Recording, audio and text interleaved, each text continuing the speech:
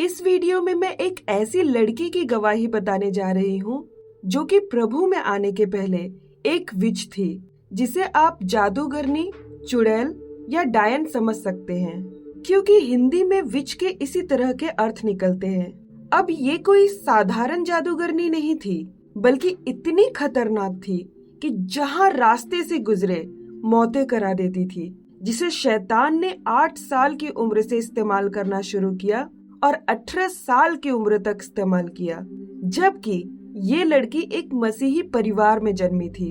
फिर भी इतने खौफनाक तरीके से शैतान ने इस बहन को इस्तेमाल किया कि जिसे सुन के आपकी रूह तक कांप जाएगी। पर यीशु मसीह जो हमारा मुक्तिदाता है, उन्होंने कैसे इस बहन को शैतान की गहरी जकड़ से मुक्ति दिलाई, वो आप इस बहन की गवाही में सुनेंगे। प्रभु यीशु मसीह के नाम में आप सभी का स्वागत है मसीह प्रेमी चैनल पर। ये गवाही है मुकीशा एरिका किमानी की, जो कि जादूगरनियों की चौथी पीढ़ी थी, जिसने अंधकार के राज्य से बाहर निकलकर उसको ऐसा उजागर किया जिसे सुनकर आप हैरान रह जाएंगे कि ऐसा भी होता है क्या। आखिरकार 18 साल तक शैतान के लिए काम किया है, इसलिए इस बहन की गवाही बहुत बड़ी है। पर इस गवाही में बहन के उद्धार के साथ साथ अंधकार का राज्य उजागर हो रहा है और तगड़ा संदेश भी छिपा है। इसीलिए इस गवाही को मैं पार्ट बाय पार्ट यानी कि कई भागों में कवर करूंगी और एक भी पार्ट बिना मिस किए आपको ये गवाही सुननी है, नहीं तो अंधकार के राज्य की कई रहस्यमयी बातें आपकी नजरों से छिपी ही रह जाएंगी। तो आइए इस गवाही के सफर को साथ में शुरू करते हैं। एरिका का जन्म 1991 में पूर्वी अफ्रीका में स्थित युगांडा नामक एक देश में रहने वाले एक मसीही माता पिता के घर में हुआ, जो कि एरिका से बहुत प्यार करते थे। उनकी माँ का नाम बाना वैश्वा और पिता का नाम इवान वैश्वा है। जब एरिका का जन्म हुआ तब उनके पिता आर्थिक रूप से अच्छे थे। इस कारण जब वो छोटी बच्ची थी तो उनकी हर जरूरत पूरी होती थी और कोई कमी घटी नहीं थी, जब तक कि उनकी दादी माँ उस परिवार से मिलने नहीं आई थी। एरिका अपनी दादी माँ के बारे में संक्षिप्त में बताते हुए बताती हैं कि उनकी दादी माँ जादूगरनियों की तीसरी पीढ़ी थी। एरिका बताती है कि उनकी दादी या परदादी के जन्म के कई साल पहले उनके ग्रैंड पेरेंट्स ने शैतान के साथ एक समझौता किया था। क्योंकि वो धन की चाहत में थे, इसलिए वो अलग अलग मंदिरों में गए। एक मंदिर में उन्होंने शैतान से एक समझौता किया, एक वाचा बांध ली, जिसमें उन्होंने परिवार और आने वाली हर पीढ़ी की सभी लड़कियों को शैतान की सेवा के लिए समर्पित कर दिया और उनकी हर पीढ़ी लड़कियों की कमाई से ही आगे बढ़ती रही। और इसी तरह यह सिलसिला एरिका की दादी तक चलता रहा और वो अब इसे एरिका तक पहुंचाना चाहती थी। इसीलिए वो एरिका के जन्म के समय में उनकी माँ के साथ मौजूद रहना चाहती थी, क्योंकि वो जानती थी कि हमारे खानदान में लड़की धन का स्रोत है। एरिका के पिता के साइड के परिवारों में लड़कियां शैतान की सेवा करती थी और सफलतापूर्वक धन कमाती थी, क्योंकि उनके परिवार के पुरुषों का भाग्य उनसे छीन लिया गया था। पुरुष दुखी रहते थे और जीविका के लिए स्त्री पर निर्भर रहते थे, और जो स्त्रियां थी वो तरक्की कर रही थी, लेकिन वाचा के कारण वे शादी नहीं कर सकती थी। जो स्त्रियां शादी कर भी लेती थी, उनका दिल टूट जाता, रिश्ता खराब होता, और अगर उनके बच्चे होते तो उनका पहला बच्चा अंधकार के राज्य के लिए बलि चढ़ा दिया जाता था। और क्योंकि एरिका के माता पिता मसीही थे, प्रार्थना करने वाले थे, इसीलिए एरिका के जन्म के समय एरिका की दादी वहाँ नहीं आ सकी। एरिका के जन्म के समय एरिका के पिताजी वहाँ मौजूद थे। उन्होंने एरिका को परमेश्वर को समर्पित कर दिया और जीवन ठीक ठाक चल रहा था। नए सिरे से जन्म लेना और अपने बच्चों को परमेश्वर को समर्पित करना ये अच्छी बात है, पर एकदम बेफिक्र हो जाना सही नहीं। अज्ञानता हमारे मसीही जीवन में मददगार नहीं होती।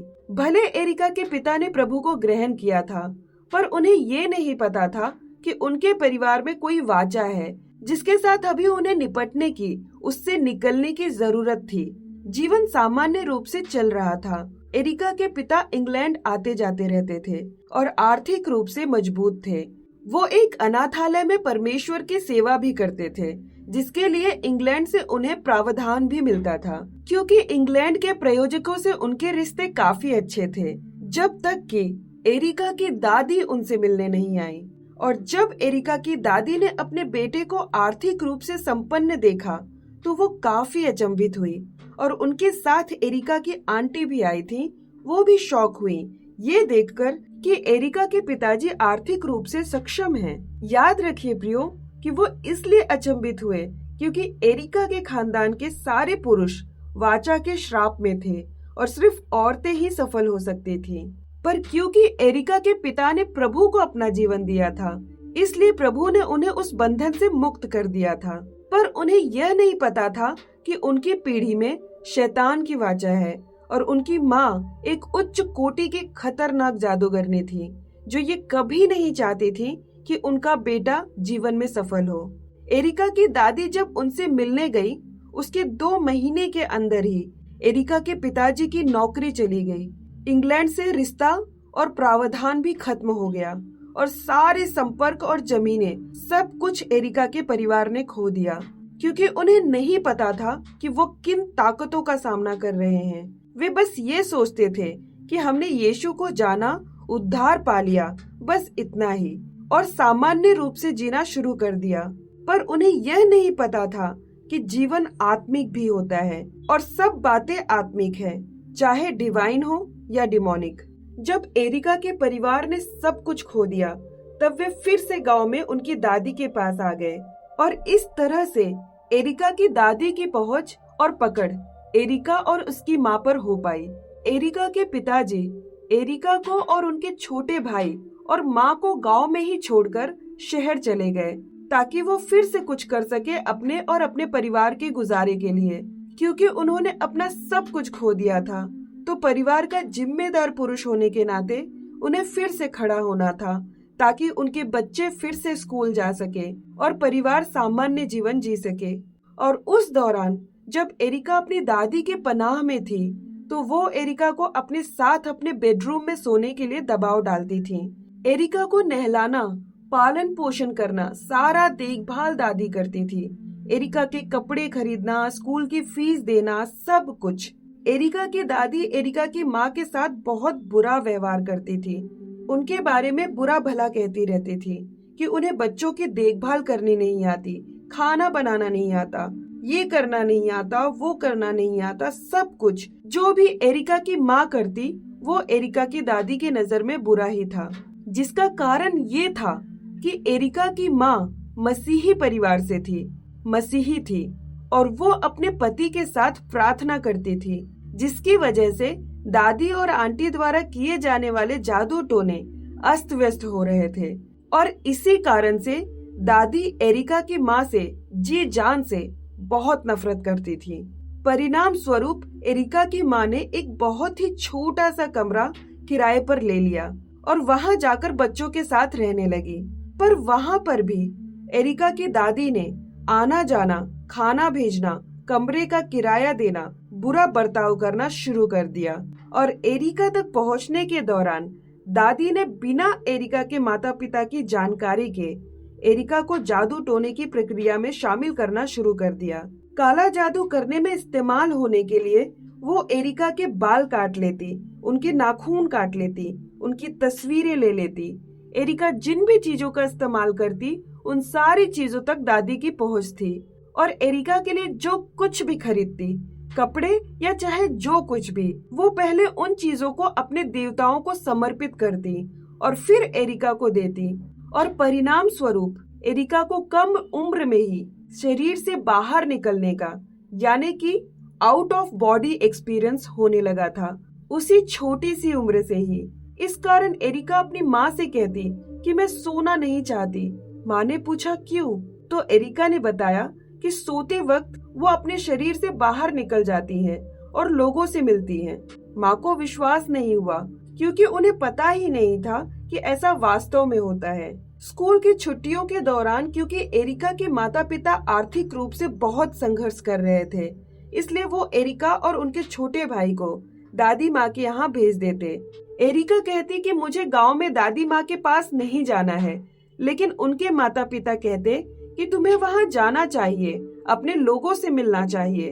वैसे भी इन छुट्टियों में तुम्हें खिलाने के लिए हमारे पास पैसे नहीं हैं। तुम्हारी दादी के पास बहुत जमीन है, अच्छा खाना है, इसलिए तुम अपनी दादी के घर जाओ। एरिका 4 साल की उम्र से ही हर छुट्टी में अपने दादी माँ के घर जाने लगी, जो कि एरिका के जीवन का एक महत्वपूर्ण मोड़ था।